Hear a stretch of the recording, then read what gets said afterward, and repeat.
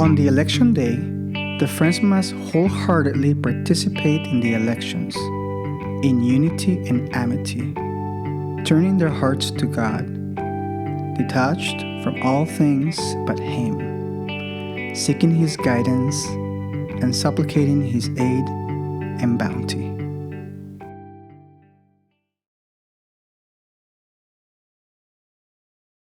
In its December 30th, 2021 message to the Conference of the Continental Boards of Counselors, the Universal House of Justice wrote that in the coming plan, it expected to authorize the adoption of a two-stage electoral process for local spiritual assemblies in communities, both urban and rural, where conditions make such a step timely.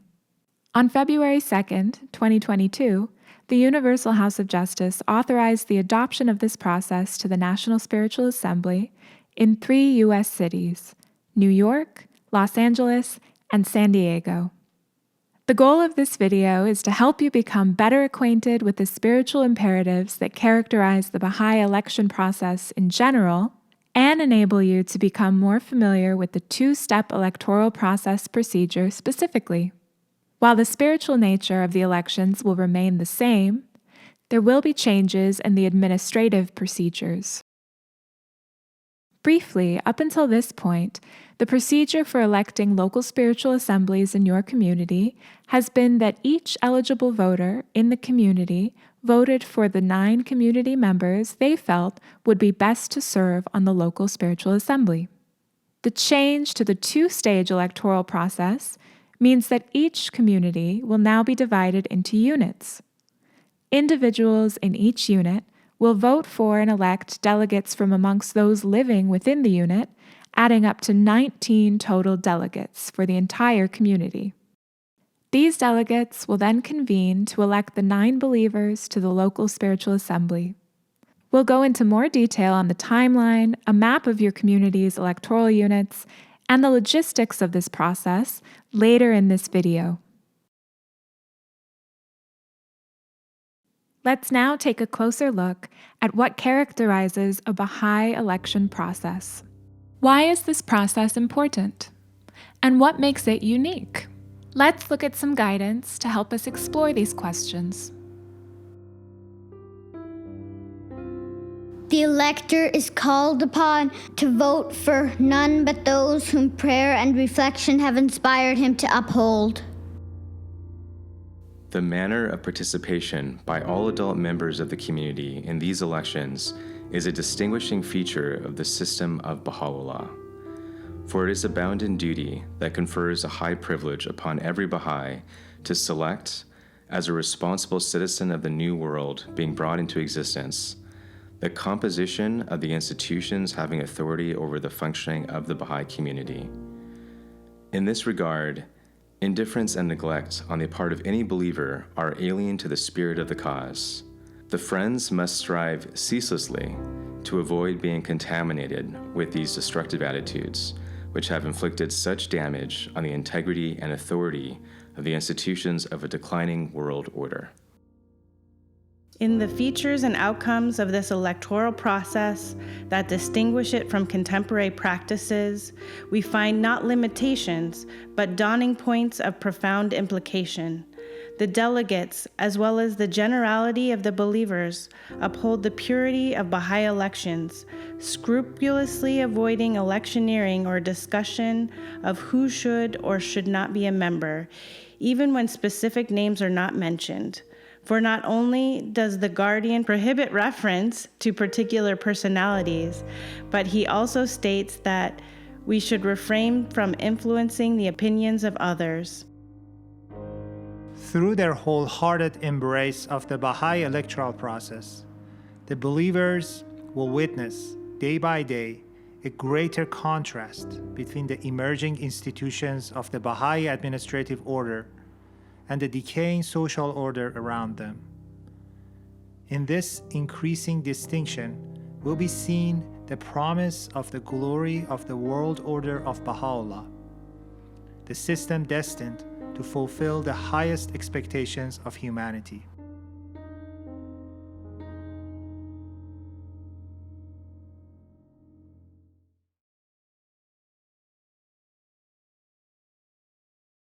In the last section, we explored guidance on the nature of Baha'i elections, a nature that will not change as we transition to the two-stage electoral process. Now let's talk about some aspects specific to this new process. First off, what do we know about the history of this process? Where does it come from, and has it been tried before? In its December 30th, 2021 message to the Continental Boards of Counselors, the Universal House of Justice shared that the two-stage electoral process is an approach which traces its origins to instructions given by Abdu'l-Baha to the Spiritual Assembly of Tehran. In the past 2 years, 22 local assemblies spread over 8 countries have begun to be elected by this method. So what has the Universal House of Justice shared about why this transition to a new process is happening? In the same letter just mentioned, the House of Justice further wrote that as the number of Baha'is residing in a locality grows large and the community's capacity for managing complexity increases, the case for implementing a two-stage electoral process becomes commensurately stronger. Let's now look to the particulars of the timeline and different elements of the two-stage electoral process. What exactly can we expect to happen and when? At the end of this video, you'll find a screen listing all of the key dates in this process. In February of 2022, the Universal House of Justice announced the authorization of a two-stage election for 3 cities in the U.S., including New York City. The National Spiritual Assembly provided further guidance throughout the month. The local Spiritual Assembly has now drawn the boundaries of the electoral units, assisted by the members of the auxiliary boards and national office. We will look at the map of these electoral units in the next section of this video. As of March 9th, 2022, the local assembly is in the process of selecting tellers in each unit. Tellers are chosen only from among the voters of the unit, which includes registered Baha'is who are at least 18 years old. Only adults who will be 21 years old or older as of the day of the unit election are eligible to be elected as a delegate. Education on the process is happening throughout the city. Conversations can also include friends of the faith who are deemed receptive and ready. As of March 31st, the call for the election of delegates has been mailed out, and if you have not yet received it, you should get it shortly. You will be able to vote by mail, in person, or by phone. The phone number for your chief teller is listed in the election materials sent out by the LSA dated March 31st, and is also available as a link in the weekly newsletter. April 9th will be the final day for receipt of mail-in ballots at the Baha'i Center. April 16th, 2022 at 5 p.m. Eastern Time, the election of delegates will occur across all the units in your community.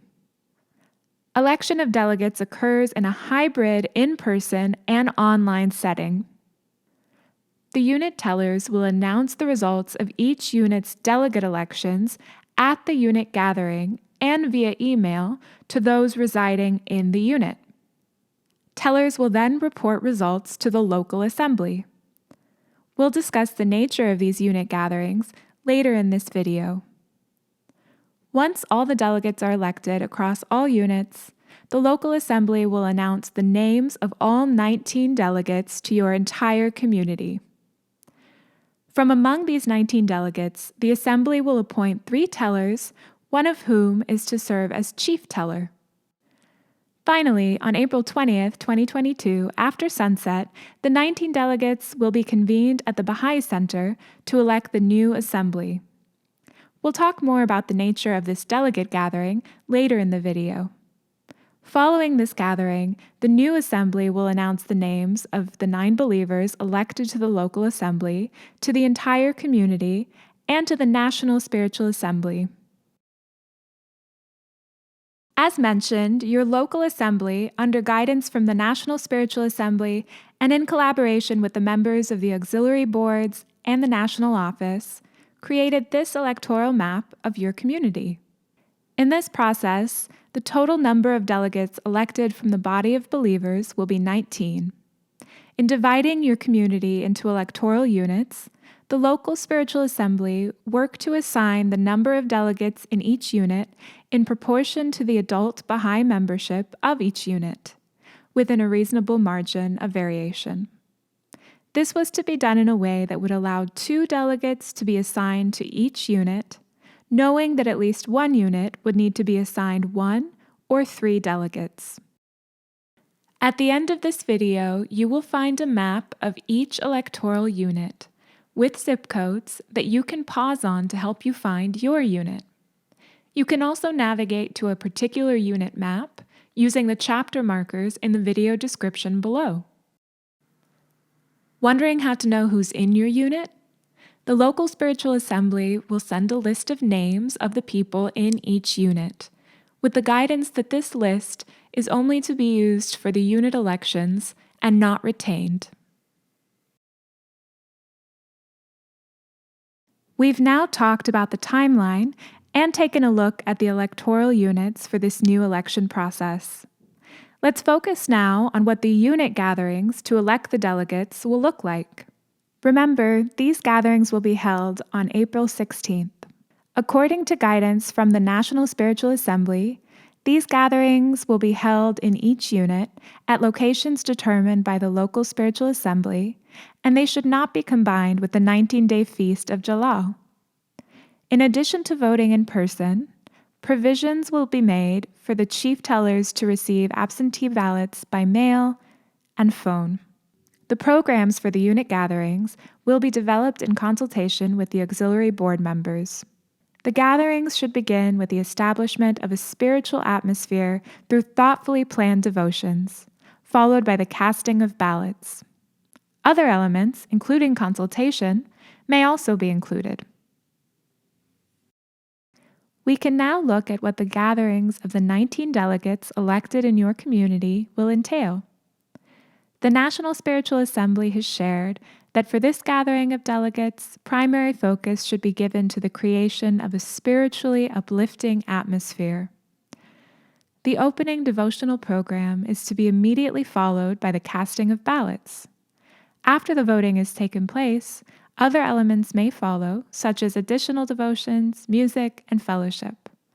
According to the guidance of the Universal House of Justice, these gatherings should not include a session for consultation. Now that we have a stronger sense of what each element of this new process will look like, let's examine the procedure to be followed in the event of a tie. This procedure will not change from the former process for local assembly elections. Let's review that procedure now. In the advent of divine justice, Shoghi Effendi writes, "When an equal number of ballots have been cast in an election, or where the qualifications for any office are balanced as between the various races, faiths, or nationalities within the community, priority should unhesitatingly be accorded the party representing the minority, and this for no other reason except to stimulate and encourage it, and afford it an opportunity to further the interests of the community." The National Spiritual Assembly, in its February 18th message to the Spiritual Assembly of the Baha'is of New York, gave the further guidance that, in the event that the election of the Spiritual Assembly results in a tie and cannot be resolved by the principle of minority selection, then the delegates will cast votes to choose between those who had tied. In such scenario, delegates who are not present in person should be contacted, if possible, to recast a vote, along with the delegates present, to break the tie. this procedure should be followed both in the unit elections of the delegates and the delegate election of the assembly. Let's now look at some guidance to help us understand what each of us as individuals is being asked to do to prepare for and participate fully in this process. In its February 16, 2022 letter to the followers of Baha'u'llah in New York City, the National Spiritual Assembly wrote, "In addition to encouraging your own participation, we ask each of you to help ensure that such an historic step is taken with the loving, wholehearted, and sincere effort of every member of the community who is eligible to vote. Meaningful conversations, inspired by a devotional attitude and founded upon spiritual principle, can foster and renew an appreciation and love for the divinely ordained institution of the Spiritual Assembly. As you well know, this is also the first year that believers aged 18 and older may take part in the electoral process. No doubt their participation will make for a special contribution towards the creation of the atmosphere of consecration that such a sacred process demands. Beyond this, you may wish to share with your contacts who are attracted to the faith the ways in which the Baha'i administrative order differs in virtually every aspect from the divisive and confrontational modes of governance that now prevail. Perhaps some, inspired by the new system we are endeavoring to build, will choose to formally join the community of the Most Great Name and engage for themselves in so precious an opportunity.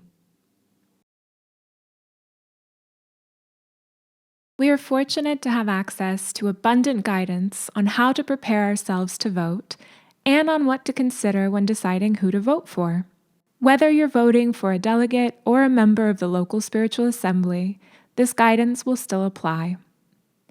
Because electors are encouraged to be familiar with the responsibilities of the LSA when choosing who to vote for, reviewing the writings on the role and purpose of the LSA may also be helpful.